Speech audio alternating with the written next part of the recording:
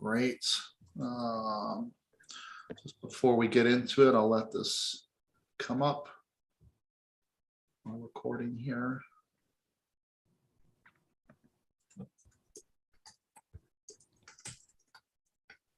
And action. Great. Thanks everyone for joining another episode of the OpenJS Foundation's Cross Project Council meeting. Today's the 29th of March 2022. And let's get into things. Do we have any announcements? We don't have Jory here, but Robin, you got some stuff. Yeah, do you need a drum roll? Or are you good? Yeah, a drum roll. That's right. Practice. Maybe a guitar intro. We have OpenJS World is just going like gangbusters. We have had so many CFPs that are so awesome submitted that it's taking our committee a little bit longer to go through them, but we're nearly done. And I think we said in our website said last week that we would notify everybody. We're going to notify everybody by this Friday, April 1st, no fooling. And so look for that. We have some awesome keynote speakers. So check out openjsworld.com if you haven't recently. And what else? Oh, a couple of important things. So we have early bird pricing for tickets, and that expires April 8th. And we also have scholarships. If your company's not going to support you attending, we do have lower rates for tickets for that. But if you can't afford to go at all, please look at our scholarships. That's on our website. And that deadline is April 8th as well. So yeah, buy a ticket. It's going to be fun. Yes, it will. Yeah. So CFP notification extended. Sorry, I'm taking notes.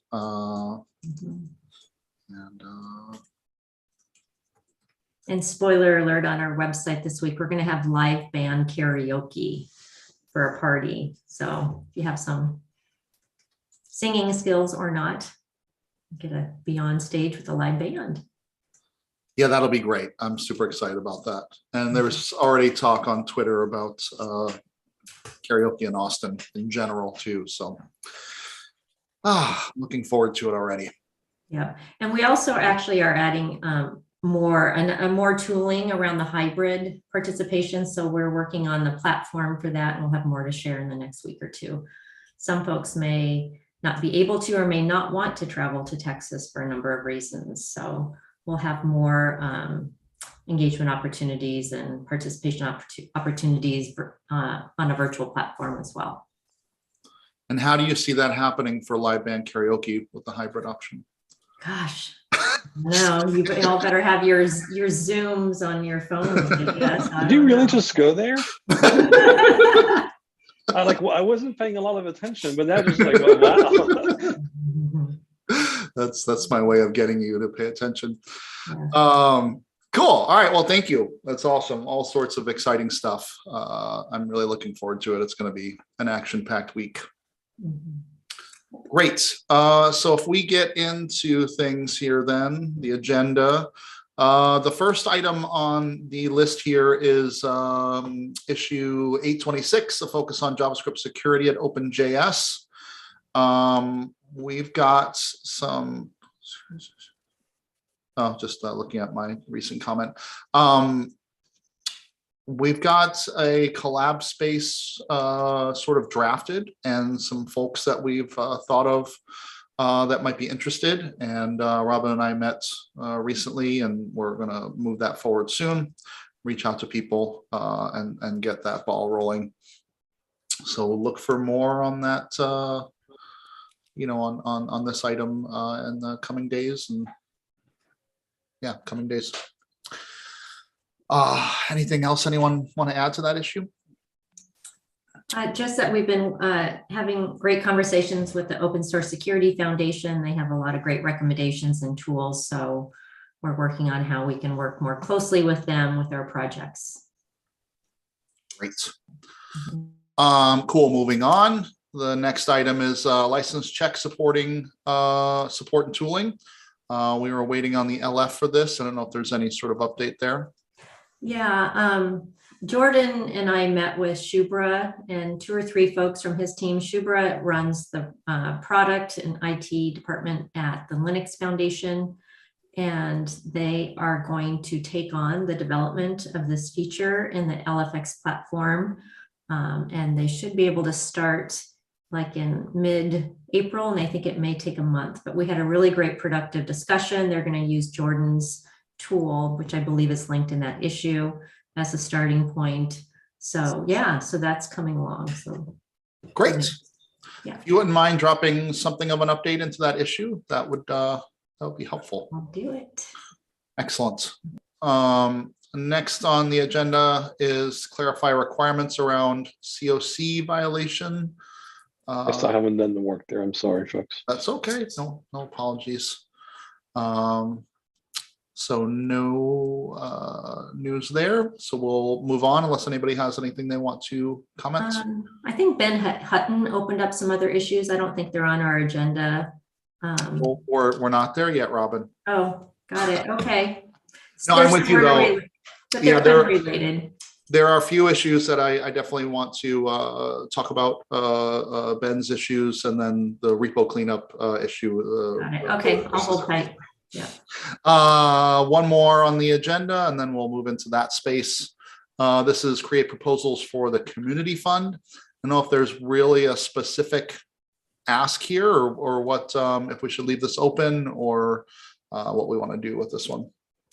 We have the proposal application, everything written for the thank you or the recognition and award program. We had a working session on it with the CPC and with the standards working group. So Jory and I will be sending out mail shortly. The idea is that we're seeking nominations. You can nominate others, you can nominate yourself, and we'll use this group to choose awards, and we'll be having an award program at OpenJS World. Great, that's Yeah. fun. Mm-hmm. Do we think we should leave the agenda label on this one, or just leave it?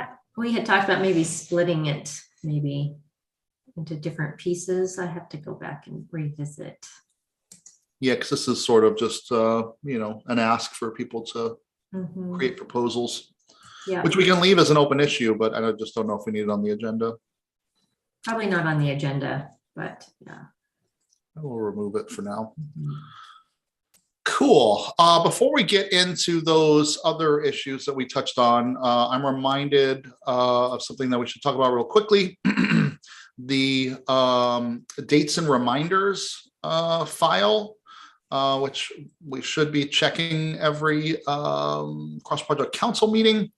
That file reminds me that number one, the CPC chair term ends April 30th, so we should open that up soon. However, the primary director term ended February 28th. And so since I don't think we want to do those at the same time, maybe we should do one and then the other, and probably get both of those balls, or at least one of those balls, rolling. Sarah, you're our primary director, right? And Michael's secondary. Yes, that's correct. Any reason why we don't want to do it at the same time? I'm not sure I understood that. Oh, sorry. Any reason why we don't want to do those at the same time?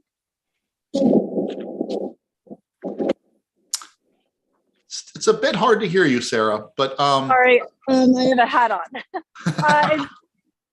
Is this better? Do we? Why don't we want to do it at the same time?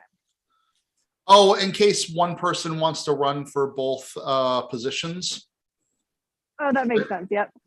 Which I guess isn't, I mean, you could, I think it says in the bylaws that you can do both, but, I think it's probably not a bad thing to keep them separate. Cool. So I propose we get the director election going ASAP, and then follow that up with the CPC chair election right after that. What do people think? Makes sense to me. All right, cool. Sounds good. Great. All right. So we'll get that. Go Yeah, ahead. and then I checked on process, so I think what we will do is you all will have a form for nominations, and then we'll put it through Open Vote. Once we're all Okay. done. But I checked with Brian, so we can manage that. All right, so we'll have a form for people to Yeah, nominate. yeah, yeah. So I'll circulate Wow, that. has modernized. Yeah, I know. Usually people just reach out to me, but the less Do I have they? to do. Oh, No, no, okay. it's fine. A form is fine. The less I have to do, the better. Yeah, that's what I was sort of hoping, just to Yeah, make it great. easy. Yep. Excellent. So you spoke to Brian, so we can get Mhm. that ball rolling rather quickly then, huh? Yep. Okay. And we can look at previous election issues to see if there's any supporting documentation or whatever. And I'm primarily thinking, I think there was like some document that somebody wrote about being on the board and stuff like that. So great. We'll get that rolling. Yeah, I think there was Brian wrote something up last year about sort of the role and the job and the time commitment and things like that. So Yeah. I will be sure to link that for the email. Excellent. So will you get that going, Robin? We'll take that action item. Excellent. Thank you very much. Cool. I think that was, yeah, I just wanted to make sure that that was highlighted. So the other thing that I wanted to mention to you is that the last working session was a repo cleanup session. And so we were trying to just organize the files a little bit better in the cross-project council repo. We just have a lot of documents at the top level. So we thought we would kind of put some organization. We ran out of time, I think, before we maybe might have completed our session, but we did do a bunch of work. And I opened a PR for that work. So it's basically, I think, just moving some files around. So folks could take a look. I think that could be merged, you know, at any time. Cool. And if there's any follow-on organization that somebody wants to take the initiative on, feel free to do that as well. There are a few files that will be left at the top level that I think we could still further, you know, organize. Great. Now, beyond that, there were a few issues and pull requests that Ben had opened. Reliquestial. I don't think I've ever actually said his GitHub name, and it's not an easy one to say. So I don't know if anybody has any comments on those or anything they want to talk about specifically about any of those issues or pull requests.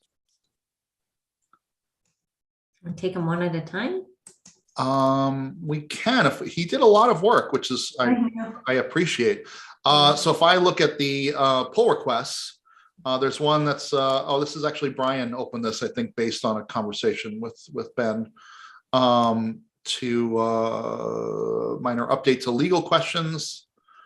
This could use another thumb if oh yeah, this is a simple one. I will put my thumb on this now. Cool. What else do we have in here? The update contributor covenant code of conduct to version 2.1 and formatting. Jordan's got some comments here, so maybe Jordan's got a lot of comments here, so maybe we let those happen and then we can chime in as well.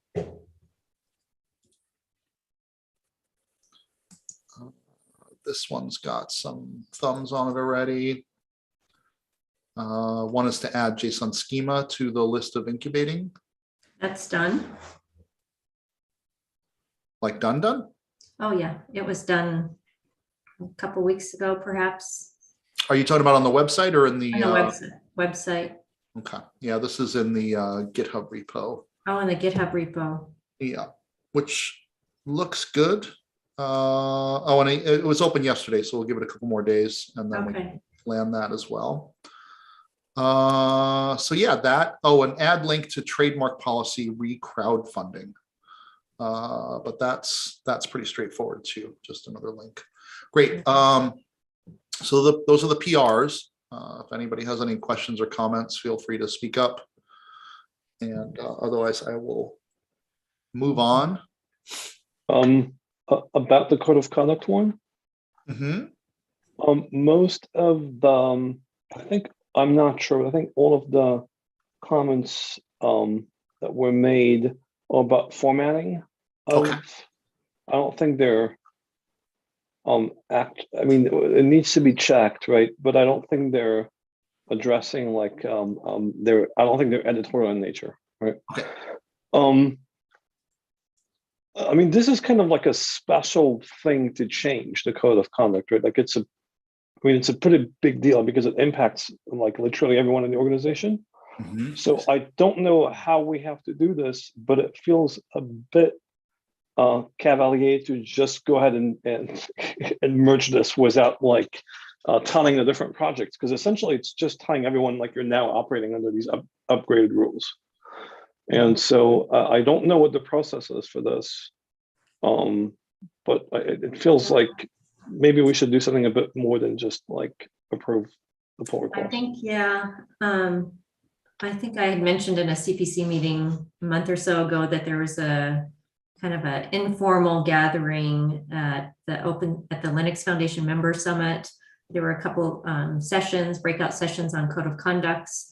I think the trend is allowing more flexibility for the code of conduct committee versus less. So some people are rolling back numbers, but there's, I think, movements to update code of conduct. So you're right. I think it's a broader discussion, probably with us, and then I'm sort of curious on some of these other, some other communities and what they're looking at as far as making any changes.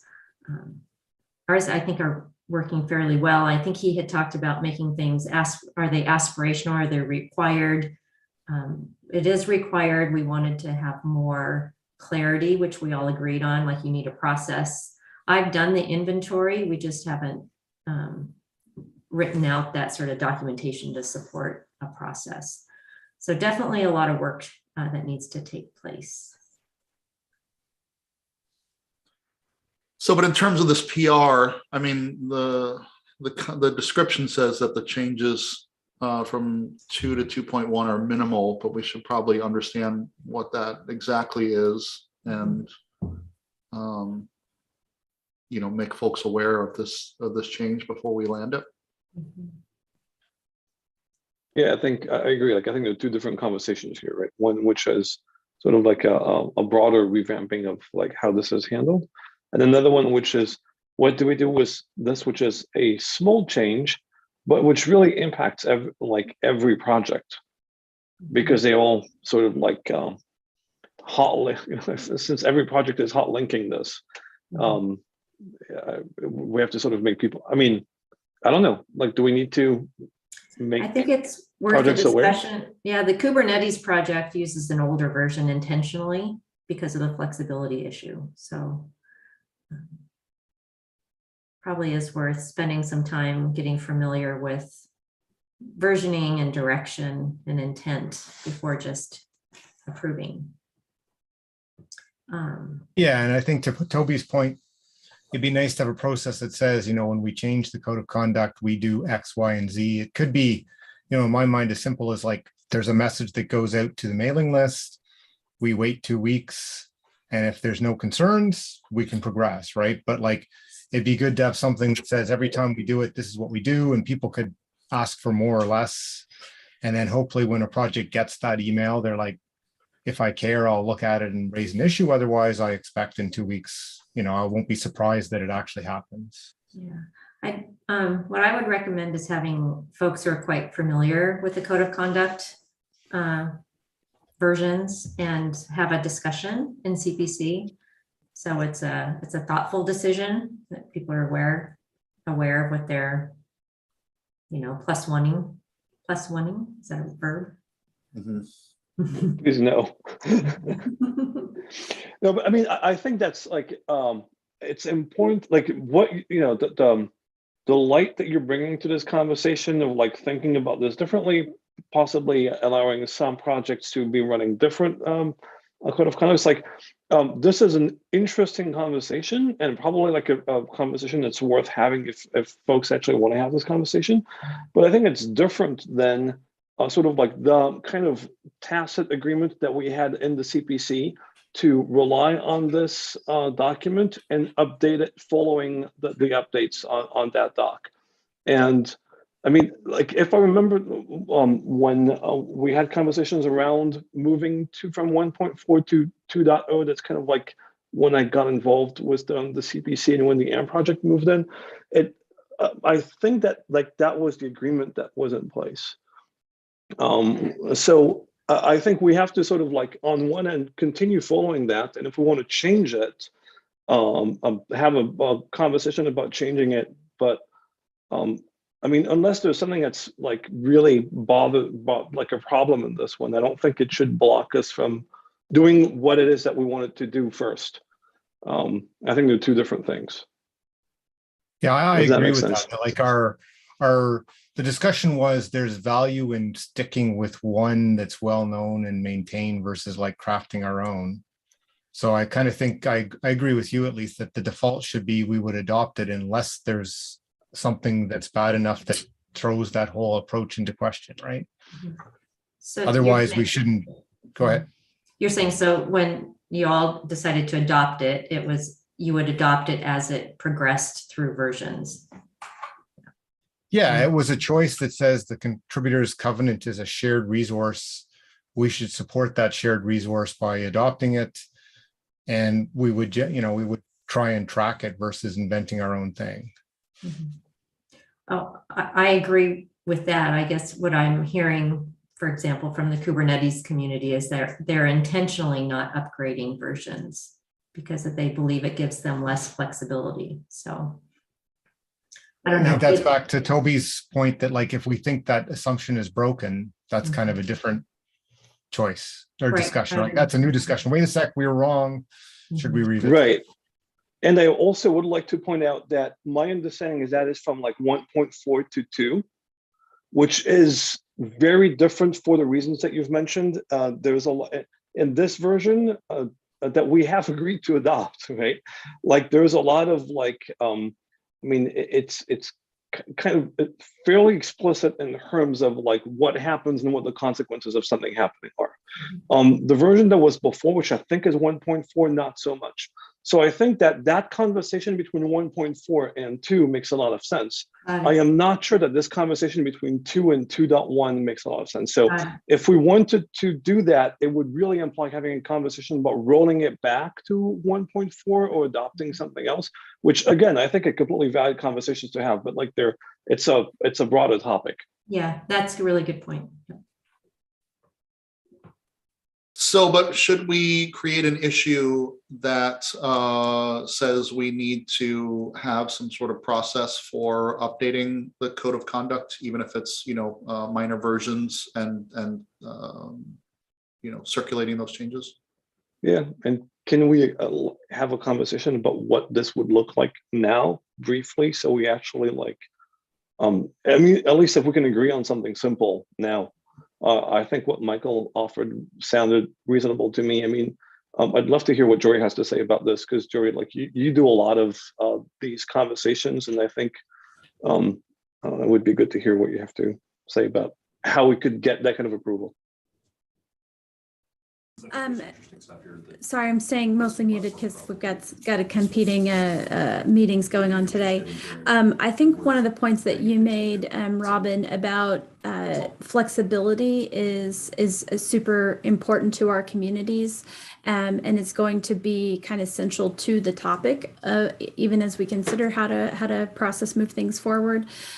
So I need to kind of spend some thought cycles on that, because I do think it's going to be a question that we address, and that we will probably need to kind of cope with if there are communities that want to move a rev forward of the code of conduct versus stay on an older version. So certainly I think we need more discussion at this point. I'll just point out that I don't think we have anything on the calendar for next week's working session, if we want to discuss this further there. I mean, I think, like Toby said, what Michael had proposed is a good chunk of that. I would say it would be a good idea probably to simply open an issue with some details about the upgrade, the minor version update and what those changes are. That would probably be helpful, but then some sort of process around surfacing that would be good. Toby? Yeah, I'm sorry. I want to roll back some of what I said, given what the perspective that Jory gave now. My understanding from what Robin was saying was that there was a trend among other communities to rethink this and go to older thing. What I'm hearing Jory say is within our community, there are people that would be upset about just moving directly to like 2.1 like this. And I think that's different. And that questions that puts in like in a different light, moving ahead was the plan strategy, and kind of says, well, it turns out that we might have to have a broader discussion more quickly. That's what I'm hearing, at least. And if that's the case, then we probably, it probably doesn't make sense to create a process for something that we might actually not adopt if like there's a broader conversation going on. Yeah, sorry, go ahead, Robin. I think I would want to wait a little bit. Again, there's some women leaders in the Linux Foundation board and some other folks who have been thinking about that. Joanna Lee, who's our counsel, is quite an expert in this. So I'd maybe let it percolate a little bit after, during the June conferences or OpenJS World and the Linux Foundation Summit, because I do know that there is, I think, work happening that we can plug into and benefit from others. So I'm sorry, were you saying put this off until after the events in June? Yeah, or bring some of those voices in who have been doing some deep thinking on it to inform, and maybe we invite folks to an ad hoc working session just so we're making more informed decisions. If we're, instead of making a change now and then finding out that a lot of the industry 6 months from now is moving in a different direction, so then we're not having to pivot left and right. Okay. Yeah, that makes sense to me. Mm-hmm. Yeah, it'd be good if those in the discussions at some point could share what is the concern and concerns. There are a couple of, I believe those are public. Ava Black did a session at the Linux Foundation Member Summit. I'll try to find a link for that. So that should be, yeah, she outlined a lot of their thinking in that new direction. Okay. Okay, so we'll put the conversation on hold in general. We do have this open PR, and I wonder if we should, maybe just put that on hold as well, because it doesn't seem like we have consensus about moving to 0.1. Yeah, it sounds like the assumption that 2.1 is a minor change to 2 isn't necessarily correct from what I'm reading in the chat. And so in that case, it's a different conversation altogether. And we probably should, I mean, yeah, I think we in that case, we should probably maybe even like put the pull request on hold, saying that we that this actually brings in more, it's not like a minor change, and it seems to bring like bigger changes, and that we need to have a broader conversation about it. Something like that. Is it even the change from 2 to 2.1, or is it just that people are rethinking the whole contributor covenant? It sounds like even the change from 2.0 to 2.1 is something people are discussing. Jory? I was going to say, I'm not so sure. And again, I've been a little bit away from the conversation since November. But my understanding at the time was less to do, the concern was less to do with the copy, like the prose of the documents, and more to do with the enforcement and sort of the paths and processes and procedures that would be available to communities under the new Rev documents for remediating issues. And so I think that was more of the open conversation about the status of newer versions of the contributor covenant, where there wasn't necessarily a shared agreement of what that the new documents would allow a community or would would require a community to do. And so I think that's where the questions come up. And I regret to say I'm not as deeply informed as I should be at this point on the nuanced differences here, but I think that's worth that's worth looking into to understand like what some of the feedback from our community is likely to be. I mean, regardless, like the two different aspects, right? I mean, possibility, like the two different branches, right? One is 2.1 and 2 are widely different, and then that's a problem, and we don't want to move until we have this conversation. And the second branch is they're similar, but maybe it sends a wrong signal to actually adopt 2.1 without really having a deeper conversation about it now. And so maybe we should like also not do this now. I mean, this is kind of like this is the feeling I'm getting from comments, both you and Robin and Jory. Right? Let's wait. That's what I'm gathering as well. So let's wait. Okay.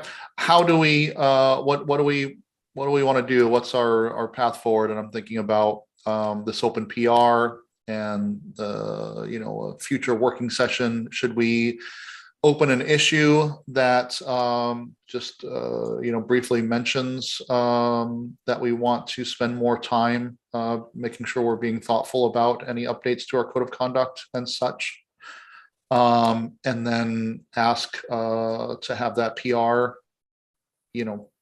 draft or maybe even closed if it's not a huge amount of work until we further flesh this out.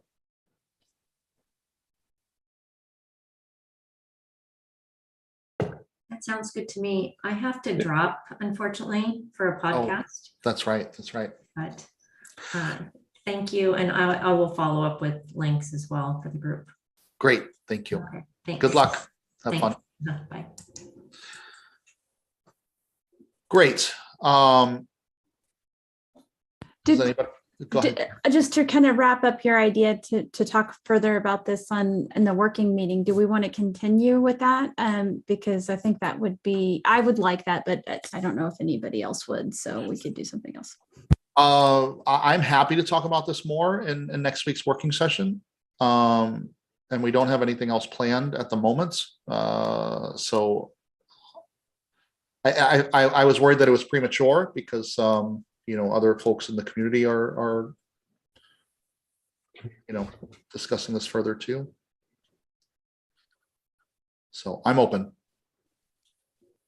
About a session next week on this topic? Is that what you suggested, Jory? Yes, for the working meeting. I mean, this would maybe be more for educational purposes for folks like myself who probably aren't as into the nuance of the discussion at the moment to kind of figure understand the current state of the problem, but to Joe's point, maybe it's premature. but it's been a while since I think we've had a working meeting on the code of conduct anyway. And so it was just a idea. I'm remembering that next Tuesday I might not be around, so I'll have to see about that. But